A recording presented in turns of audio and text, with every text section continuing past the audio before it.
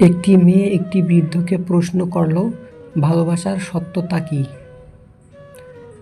তখন বৃদ্ধ তাকে বলল, তুমি পাশের বাগানে গিয়ে সবচেয়ে সুন্দর একটি ফুল নিয়ে আসো। মেয়েটি তখন সারাদিন বাগানে সুন্দর ফুল খুঁজতে লাগল। দিন শেষে বৃদ্ধর কাছে খালি হাতে ফিরে আসলো। বৃদ্ধ প্রশ্ন করল, ফুল আনোনি? মেয়েটি বলল, সারাদিন ফুল খোঁজার পর একটি ফুল সবচেয়ে ভালো লেগেছিল, কিন্তু আমি আরও সুন্দর ফুলের আশায় আরও সামনে এগিয়ে গেলাম, কিন্তু সামনে আর কোনো ভালো ফুল পেলাম না। তাই আবার যখন আগের ফুলটি নেওয়ার জন্য পিছনে ফিরে আসলাম, তখন দেখলাম তা আরেকজন নিয়ে গেছে। বৃদ্ধ তখন বলল, এটাই হলো ভালোবাসার সত্যতা। যখন মানুষের সামনে তার জন্য উপযুক্ত ভালোবাসার মানুষ থাকে, তখন মানুষ তার মর্ম বোঝে না। আর যখন মর্ম বুঝে, তখন অনেক দেরি হয়ে যায়, পিছনেরটা আর ফিরে পাওয়া যায় না। একজন কৃষকের একটি খুব সুন্দর কন্যা ছিল। এক যুবক কৃষকের মেয়েকে বিয়ে করার ইচ্ছে নিয়ে কৃষকের কাছে এসেছিল। তিনি কৃষকের মেয়েকে বিয়ে করার ইচ্ছা প্রকাশ করেন। কৃষক তার দিকে তাকিয়ে বলল, যুবক, তুমি খেতে যাও, আমি একে একে 3টে ষাঁড় ছেড়ে দেব। 3টে ষাঁড়ের মধ্যে যে কোনো একটির লেজ ধরতে পারলে আমার মেয়ের সঙ্গে তোমার বিয়ে দেব। যুবকটি এই সহজ শর্ত শুনে খুশি হলো। ষাঁড়ের লেজ ধরার জন্য মাঠে দাঁড়ালো। মাঠে অবস্থিত বাড়ির দরজা খুলে দেন কৃষক। তখনই সেখান থেকে একটি খুব বড় এবং বিপজ্জনক ষাঁড় বেরিয়ে এলো। যুবকটি এমন ষাঁড় আগে কখনো দেখেননি। তাই ভয় পেয়ে যুবকটি পরবর্তী ষাঁড়ের জন্য অপেক্ষা করার সিদ্ধান্ত নেয় এবং সে সরে যায়, যাতে ষাঁড়টি তার পাশ দিয়ে চলে যায়। এবার দরজা আবার খুলে গেল। আশ্চর্যের বিষয় হলো, এবারের ষাঁড়টি আগের চেয়েও বড় এবং হিংস্র ছিল।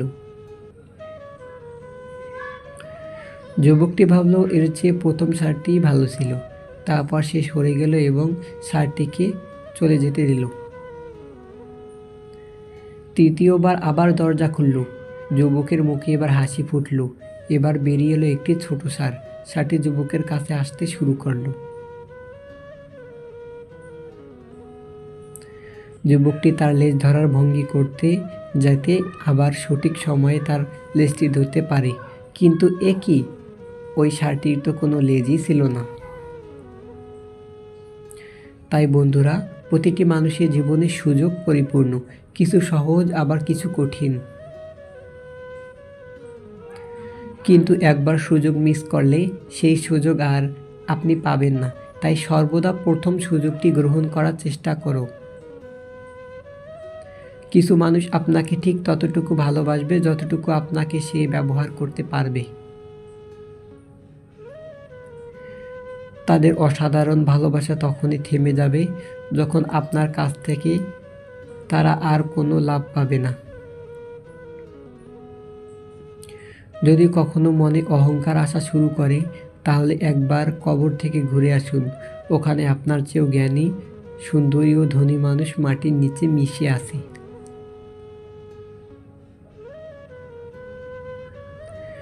সুখী মানুষ কখনো দুঃখী মানুষের লেখা গল্প বুঝে উঠতে পারে না।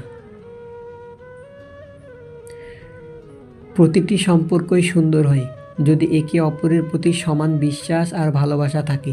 সম্পর্ক টিকিয়ে রাখতে হলে একজন আগুন হলে অন্যজনকে পানি হতে হয়।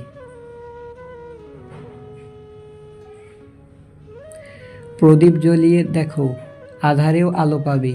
কথা দিলে কথা রেখো, বিশ্বাস অটুট রবে।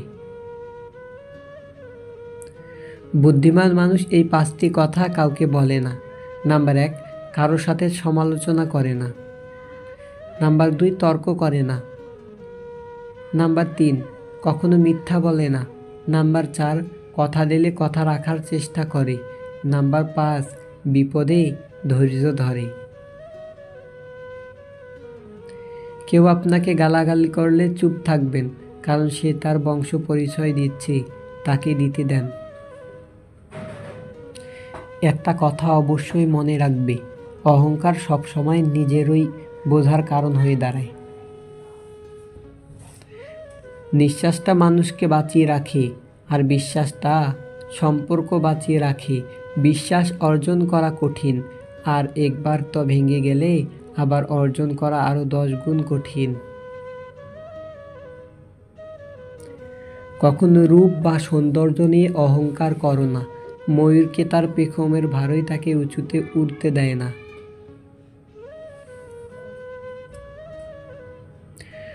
অত্যাচারী ব্যক্তি চিরকাল বেঁচে থাকে না, কিন্তু তার উপর মানুষের অভিশাপ চিরকাল বিদ্যমান থাকে। মানুষের হৃদয়টা ক্ষত বিক্ষত হয় তখন, যখন তার পছন্দের মানুষটার সাথে কথা বলা বন্ধ হয়ে দেয়। ট্রেনে এক বাচ্চাকে বই পড়তে দেখে পাশে থাকা ব্যক্তি তার মাকে জিজ্ঞেস করল, স্মার্টফোনের যুগে আপনি আপনার বাচ্চাকে বই পড়তে উৎসাহী করলেন কিভাবে? বাচ্চাটির মা উত্তর দিলেন, শিশুরা আমাদের কথা শোনে না, তারা আমাদের ঠিকই অনুকরণ করে। খোলা থাকবে মদের দোকান, বন্ধ থাকবে শিক্ষা। পড়লে বই তুমি আলোকিত হবে, করবে প্রশ্ন, আর না পড়লে করবে ভিক্ষা। মেয়েদের 4টি জিনিস ছেলেদের খুব পছন্দ। নাম্বার 1, একটু বোকা টাইপের হবে। নাম্বার 2, অভিমান কম করবে কিন্তু ছেড়ে যাবে না। নাম্বার 3, গালে টল পড়বে। নাম্বার 4, আদর নিজে থেকে করবে। নাম্বার 5, খুব ভালোবাসবে।